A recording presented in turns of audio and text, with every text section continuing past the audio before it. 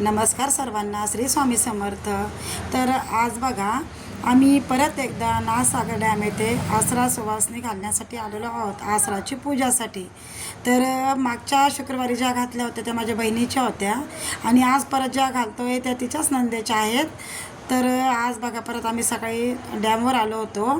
तर ह्या ज्या आहे ना, पहिल्याच वाढलेल्या होत्या. म्हणजे मागच्या वेळेस ज्यावेळेस आम्ही पूजा केली होती ना, तर त्यावेळेस म्हणजे असं पूर्ण म्हणजे नव्हत्या आसरा वाढलेल्या. मग आम्ही एक दगड चांगला शोधावा लागतो, मग त्याच्यावर अशा आसरा वाढावं लागतात आणि मग ते मागच्याच वाढल्यामुळे त्या होत्याच. मग आजही परत मग शेंदूर घेतला, त्यात गोडं तेल घेतलं, शेंदूर कालवायचा, मग अशा 7 आसरा आणि 8वा आपला म्हसोबा असतो. मग ह्या बघा, त्या अमृताने या पूर्ण आसरा वाढल्या, त्यांची पूजा वगैरे केली आणि खाली एक 30 अंतरला, म्हणजे त्या पिसावर जेवढं आपलं पूजा नैवेद्य सगळं काही टाकावं लागतं. आता हे बघा, जी एक एक पुडी सोडती ना, तर हे कसं असतं ना, जे आपण सोनाराकडे ते पोत गाठण्यावाले नसतो का, त्याच्याकडे खेळणा पाळणा भेटतो आसराचा. मग तो खेळणा पाळणा आहे ना, त्याच्यामध्ये सगळ्या पुड्या भेटतात.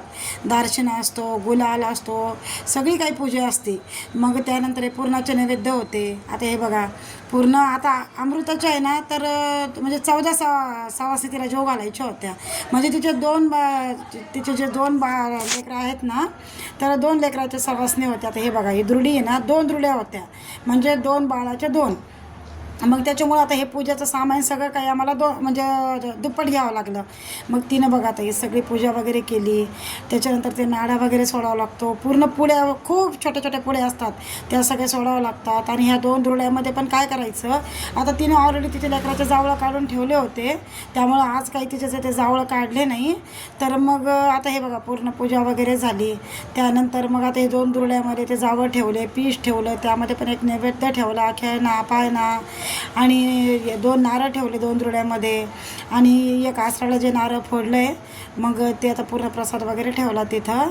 आणि हे बघा, आता हे जे असतं ना, ते पाण्यात सोडावं लागतं. बघा, आता तुम्हाला दिसत असेल नारळ, दुरडी, त्यात खेळणा पाळणा, फुलं आणि लेकरांचे जावळं.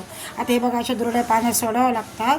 आणि त्याच्यानंतर मग एक नारळ परत मग असं टाकून द्यायचं, एक सोडावं लागतं नारळ.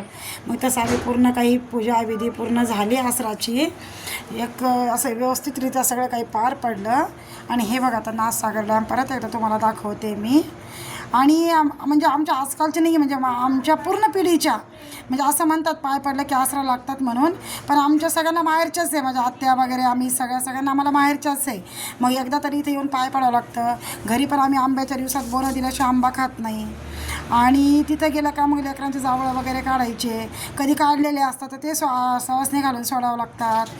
तर अशा प्रकारे बघा, घरी आलो. मग तिच्या 14 सवासनी जेवायला बसल्या आणि खूप छान पूजा वगैरे झाली. सगळं काही कार्यक्रम छान पार पडला अमृताचा.